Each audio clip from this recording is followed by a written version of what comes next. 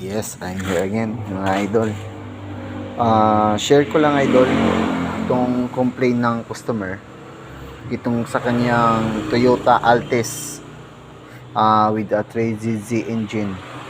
So, ang complaint niya, namamatay.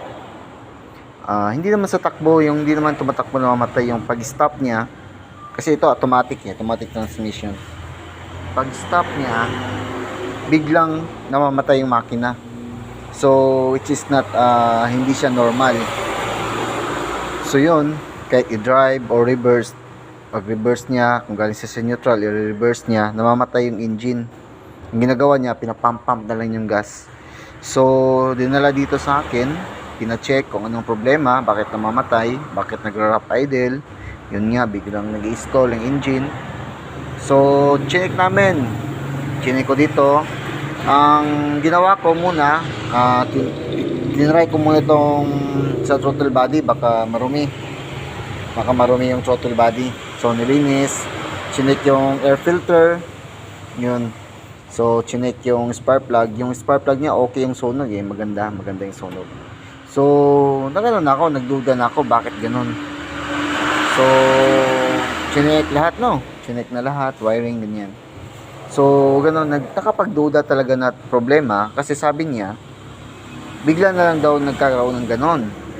So, tinanong ko siya kung anong nangyari. Nangyari ba yan nung nagpagas siya o hindi? So, yun na nga, naano niya sa akin na maganda naman daw ang pinag-anoan niya ng gasoline station. At gano'n pa rin ganun ang nangyari, biglaan nang naggaganon yung makina.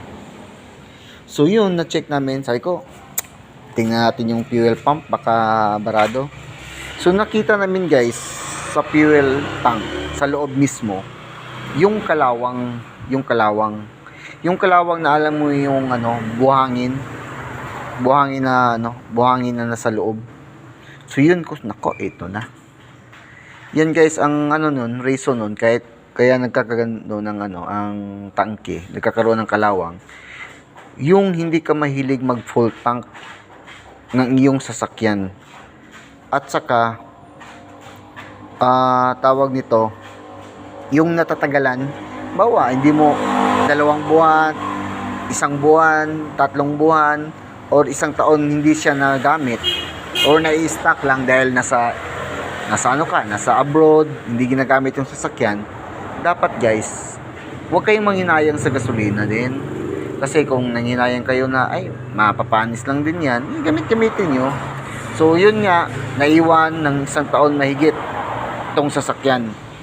Itong Toyota Altis naiwan ng 1 taong mahigit pala.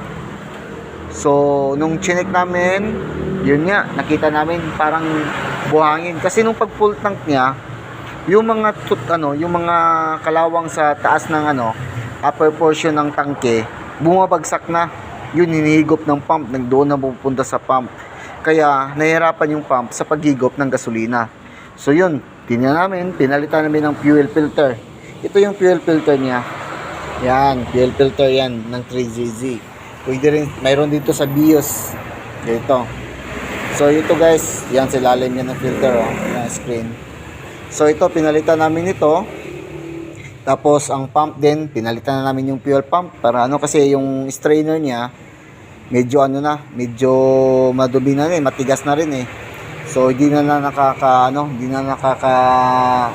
filter ng maigi ng mga dumi na higop. So yun, pinalitan namin. At so yun, pagkatapos ng palitan, yun, umoke yung niya. Umoke na yung under niya. So, sabi ko na lang sa mayari, para mas maganda, palitan na lang din ng spark plug para maging maganda na rin yung takbo ng engine niya. So, yun, pumayag naman siya, palitan ng spark plug. Yun guys, maganda ng idle niya ngayon, hindi na mamamatay. So, ito lang fuel filter. Magkano lang to sa Shopee namin na order. Sa Lazada pala, it's worth 500 pesos. 500 pesos. Ito. Tapos ang spark plug 120 ang isa, so 480 sa 4 na piraso. Yun guys, yun lang niya. Yun lang ang pinalitan namin So hope guys may natutunan kayo in case na sa mga ganitong makina, ito ring fuel filter dapat din palitan to. Kasama sa kasama sa sa tawag nito, service maintenance to, yung fuel filter. So I hope may natutunan kayo kung yung sasakyan nyo magkakaroon ng rough idle, mag-i-stall or biglang mamamatay sa takbo o yung pag-stop nyo, ganon. So yun, baka yung fuel filter nyo barado na. At pakicheck na rin yung tangke nyo, baka puno na rin ng kalawang. Okay, thank you very much sa pakikinig and don't forget to subscribe my YouTube channel, Gerald the Mechanics. Thank you.